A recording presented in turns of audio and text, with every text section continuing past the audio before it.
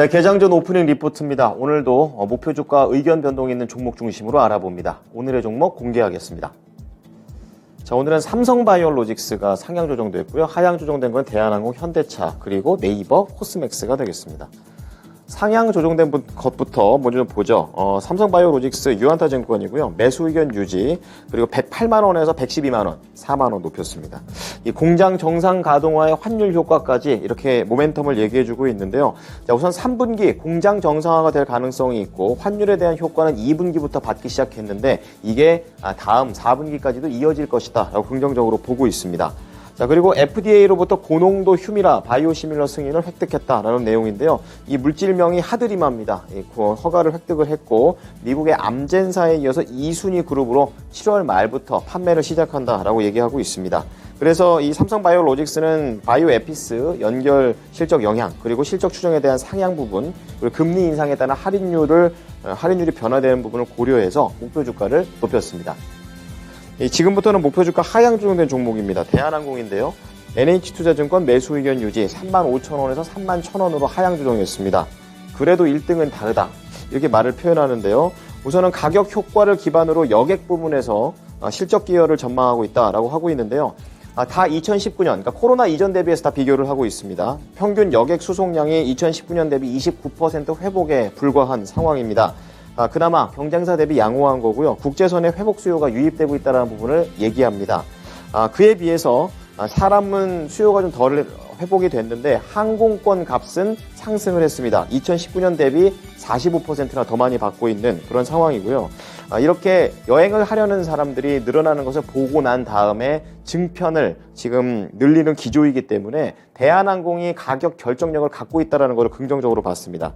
3분기 전망치도 모여 상회를 하고 있는데요. 대한항공 자체로 봐도 그렇고 진에어까지 연결시켜도 그렇고 계속해서 국제선에 대한 회복세 그리고 시장의 컨센서스를 상회할 수 있다는 부분을 얘기해주고 있습니다. 하지만 중장기 소비 둔화에 대한 매크로 변수 때문에 우선은 목표 주가 하향 조정됐습니다. 네, 다음은 현대차 보겠습니다. 다올투자증권이고요. 매수 의견 유지 24만 원에서 26만 원 조금 올렸습니다. 반대죠. 26만 원에서 24만 원을 조금 내렸습니다. 그래도 펀더멘털 우상향 기조는 변화가 없다 이렇게 얘기하고 있는데요.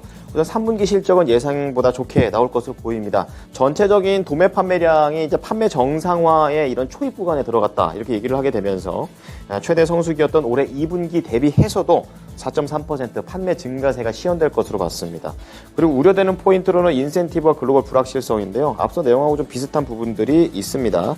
자, 그런 가운데 인센티브 하락은 긍정적입니다. 그만큼 현대차가 미국에서 인지도가 높아졌다는 내용은 되겠지만 결국에 이 모멘텀의 다변화가 아쉽다고 얘기를 하게 되면서 판매 믹스에만 의존해야 되는 부분은 약간은 우려된다라고 밝혀지고 있습니다.